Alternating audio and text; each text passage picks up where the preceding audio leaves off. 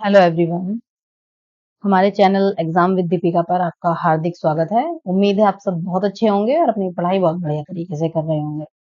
आपके एग्जाम्स बहुत ज्यादा दूर नहीं है, आपके पास बहुत ज्यादा समय नहीं है, तो अपनी पढ़ाई करते रहें बढ़िया से। तो चलिए शुरू करते हैं हम आज के करंट अफेयर्स की क्लास। देखिए, हमारा पहला क्वेश्चन है, 100 अरब डॉलर का प्रेषण प्रेषण यानी रेमिटेंस प्राप्त करने वाला दुनिया का पहला देश कौन सा है। देखिए, रेमिटेंस क्या होता है? जब कोई व्यक्ति दूसरे देश में जाकर पैसा कमाता है और फिर उसे अपने देश में भेजता है, बैंक के माध्यम से, ऑनलाइन ट्रांसफर या कैसे भी तरीके से वो अपने परिवार को पैसा भेजता है, तो वो उसको हम रेमिटेंस कहते हैं। ठीक है, रेमिटेंस। तो देखिए, क्वेश्चन आपका है कि 100 अरब डॉलर का जो रेमिटेंस है वो प्राप्त करने वाला दुनिया का पहला देश कौन सा है, यानी कि दुनिया में ऐसा पहला देश कौन सा है जिसके नागरिक उस देश को सबसे ज्यादा पैसा भेजते हैं। तो देखिए, जिसने 100 अरब डॉलर का रेमिटेंस प्राप्त किया है तो वो है भारत। देखिए, रेमिटेंस हम जान चुके हैं, फिर भी एक बार जान लेते हैं। जब एक प्रवासी अपने मूल देश को बैंक, पोस्ट ऑफिस या ऑनलाइन ट्रांसफर से अमाउंट भेजता है तो उसे हम रेमिटेंस कहते हैं। ठीक है, तो देखिए, जो संयुक्त राष्ट्र इमिग्रेशन एजेंसी है, इंटरनेशनल ऑर्गेनाइजेशन फॉर माइग्रेशन 2022, इस रिपोर्ट के अनुसार 2022 की बात हो रही है। इस रिपोर्ट के अनुसार 2022 में भारत एक ऐसा देश बन गया है जिसने 100 अरब डॉलर का रेमिटेंस प्राप्त किया है और ये दुनिया का पहला ऐसा देश है। ठीक है, देखिए भारत के नागरिक कितना पैसा भेजते हैं अपने देश में। देखिए, नए आंकड़ों के अनुसार जो प्रवासी भारतीय हैं उन्होंने पिछले एक साल में 111 अरब डॉलर का रेमिटेंस इन्होंने भारत को भेजा है। अच्छा, देखिए, सबसे ज्यादा जो रेमिटेंस दुनिया में किसे किसे प्राप्त होता है, तो नंबर 1 पर है भारत जिसने 111 अरब डॉलर रेमिटेंस जिसे प्राप्त हुआ है। उसके बाद है मैक्सिको, मैक्सिको के बाद है चीन, चीन के बाद है फिलीपींस और फिलीपींस के बाद है फ्रांस।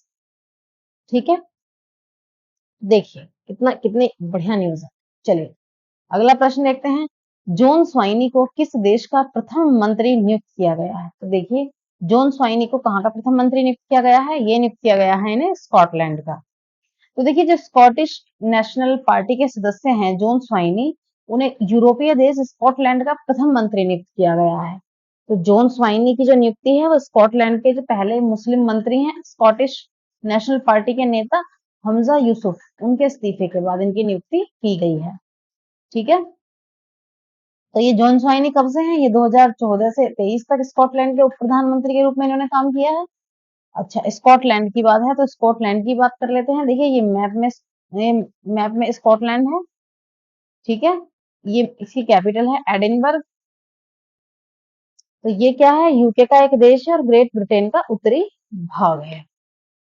चलिए अगले प्रश्न देखते हैं, संयुक्त राष्ट्र द्वारा किस दिन को विश्व फुटबॉल दिवस के रूप में मनाने की घोषणा की गई है। तो देखिए, संयुक्त राष्ट्र द्वारा ये घोषणा की गई है कि विश्व फुटबॉल दिवस मनाया जाएगा। ठीक है, तो आपसे पूछा गया है ऐसा वो कौन सा दिन है जिस दिन विश्व फुटबॉल दिवस मनाया जाए। तो देखिए, यह है 25 मई। 25 मई को क्यों मनाएंगे, क्योंकि 25 मई को पहले अंतरराष्ट्रीय फुटबॉल टूर्नामेंट की जो 100वीं वर्षगांठ है, ये उसका प्रतीक है 25 मई। एक्चुअल में जो टूर्नामेंट खेला गया था इंटरनेशनल, वो 1924 में 25 मई 1924 को खेला गया था पेरिस ओलंपिक खेलों के दौरान। ठीक है, तो इसी की वर्षगांठ, 100वीं वर्षगांठ मनाने के लिए हम 25 मई को अब विश्व फुटबॉल दिवस मनाएंगे। ठीक है, बात कर लेते हैं यूनाइटेड नेशन जनरल असेंबली की। इसका गठन हुआ था 1945 में, मुख्यालय है न्यूयॉर्क अमेरिका में और जिसके प्रमुख है वो है डेनिस फ्रांसिस।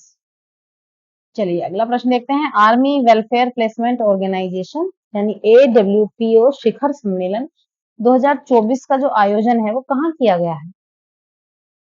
देखिए, ये आयोजन किया गया है नई दिल्ली में। ठीक है, दिल्ली में कहा, दिल्ली के मोनेक्शा सेंटर में इसका आयोजन किया गया है।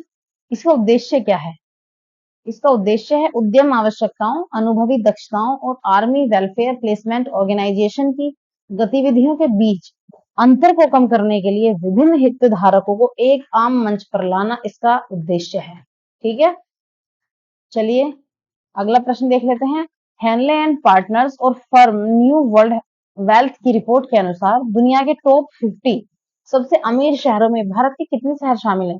देखिए, हेनले एंड पार्टनर्स और फर्म एंड न्यू वेल्थ की रिपोर्ट जारी की गई है। उसमें दुनिया के जो सबसे रईस देश हैं, सबसे जो अमीर शहर है, उन शहरों की एक लिस्ट जारी की गई है कि पूरी दुनिया में सबसे अमीर जो शहर है वो कौन-कौन से हैं। तो देखिए, इसमें भारत के 2 शहर शामिल हैं, ठीक है?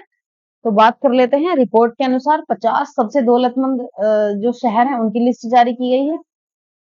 इसमें भारत के 2 शहर हैं, पहले नंबर पर मुंबई और दूसरे पर दिल्ली।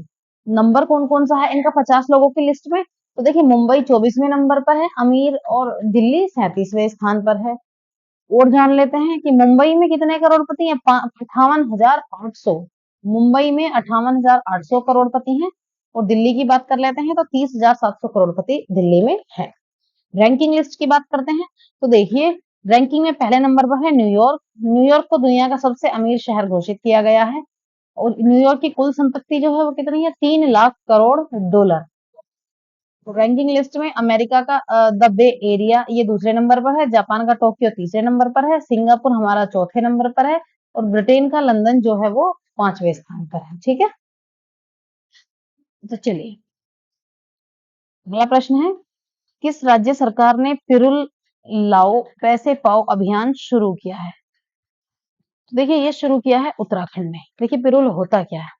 आपको पहले पिरुल देखिए, ये जो है ना, ये इसे पिरुल कहते हैं। ये क्या है? ये चीड़ के जो वृक्ष है उस पर लगने वाला एक इसे पत्तियां वैसे कहते हैं। अच्छा देखिए, उत्तराखंड राज्य ने क्या किया है, पिरुल लाओ पैसा पाओ अभियान शुरू किया है। इस अभियान के तहत क्या होगा, राज्य में जो सूखे पिरुल हैं, यानी जो चीड़ के पेड़ की पत्तियां हैं, वो इकट्ठा की जाएंगी। इनसे क्या होता है, जंगल में जब आग लगती है सबसे ज्यादा खतरा इन्हीं से होता है, क्योंकि ये वुडन है, ये लकड़ी है। और जब आग लगती है तो आग बुझती नहीं है आसानी से, ये देर तक आग पकड़ कर रखते हैं।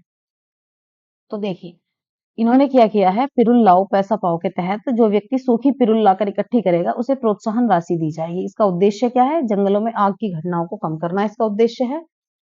और एक चीज और, इसकी जो ज्वलन क्षमता है उसके कारण उत्तराखंड सरकार ने क्या किया है, उत्तरकाशी जिले में 25 किलोवाट का एक बिजली संयंत्र स्थापित किया है। और ये जो संयंत्र है, उस संयंत्र में जो कच्चे माल के रूप में प्रयोग किया जाता है वो इसी का प्रयोग किया जाता है, क्योंकि इसकी ज्वलन क्षमता बहुत ज्यादा है।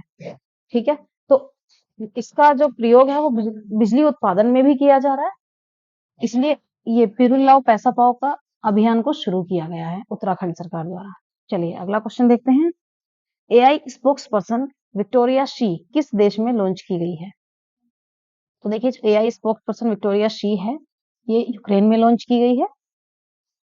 यूक्रेन की गवर्नमेंट ने इसे लॉन्च किया है। यूक्रेन की गवर्नमेंट ने इसे अपना डिजिटल स्पोक्स पर्सन नियुक्त किया है। चलिए अगला क्वेश्चन देख लेते हैं, चर्चा में रही लेबर जन्मजात अमोरोसिस क्या है? देखिए, ये एक आनुवंशिक नेत्र विकार है, जेनेटिक आई डिसऑर्डर है। इसके बारे में जान लेते हैं। हाल ही में एक रिपोर्ट में कहा गया है कि जो जीन एडिटिंग है उससे अंधेपन का इलाज करा रहे बच्चों की दृष्टि जो है उसमें सुधार होता है। ठीक है, ऐसा इस रिपोर्ट का कहना है कि जो लेबर जन्मजात अमोरोसिस है, ये क्या है, एक वंशानुगत रेटिनॉल से संबंधित एक बीमारी है। ठीक है, एक विकार है जो आंख में होता है और जेनेटिक ये होता है। और बच्चों में अंधेपन का जो सबसे आम कारण है वो यही है।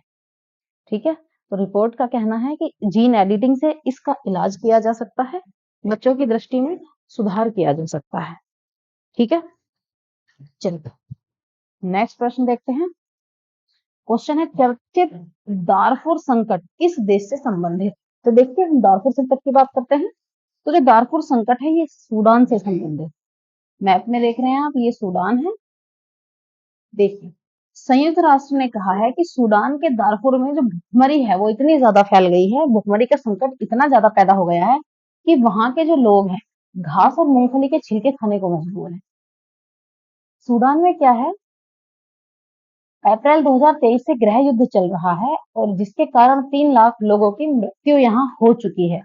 3 लाख लोगों की मृत्यु भुखमरी के कारण यहाँ हो चुकी है गृह युद्ध के दौरान। ठीक है, और ये अप्रैल 2023 से। देखिए, हम सूडान की बात कर लेते हैं। सूडान के प्राइम मिनिस्टर कौन है? अब्दाला हैमडोक। यहाँ के प्रेसिडेंट कौन है? ओमार अल बशीर। यहाँ की राजधानी क्या है? खार्तूम। क्या है राजधानी यहाँ की? खार्तूम। यहाँ की जो करेंसी है ये है सूडानिस पोम। ठीक है, सूडान है तो सूडानिस यहाँ की पौंड, यहाँ की करेंसी है। और ये कहाँ है? ये जो देश है ये अफ्रीका महाद्वीप में है। ठीक है, चलिए अगला प्रश्न जान लेते हैं। चर्चा में रहा किनमेन द्वीप किस महासागर में स्थित है? देखिए जो किनमेन जो द्वीप है ये कहाँ है? ये प्रशांत महासागर में स्थित देश है। ठीक है, तो जो देखिए ये है, चलिए किनमेन जो द्वीप है ये कहाँ है? प्रशांत महासागर में। और ये क्या है? ताइवान द्वारा ये शासित है। किनमेन द्वीप को क्यूमोय के नाम से भी जाना जाता है। किस नाम से जाना जाता है? क्यूमोय के नाम से इसे जाना जाता है। और ये कहाँ है? ये दक्षिण के, जो चीन के जो दक्षिण पूर्व है उसमें स्थित है। चीन और किनमेन द्वीप के जो मध्य है जियामेन खाड़ी स्थित है।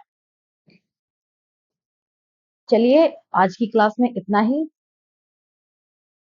आप अपनी पढ़ाई बहुत अच्छे से करते रहिएगा। आपके एग्जाम्स नजदीक ही हैं, रखा समय एकदम आ ही जाता है। तो अपनी पढ़ाई बहुत अच्छे से करते रहिए, अपना रिवीजन बहुत बढ़िया तरीके से करते रहिएगा। ठीक है, और हमारा यदि हमारी क्लास आपको हेल्पफुल लगती है तो आप चैनल को सब्सक्राइब करें, वीडियो को लाइक एंड शेयर जरूर करें। ठीक है, तो चलिए मिलते हैं हम आपको कल की क्लास में। Thanks for watching.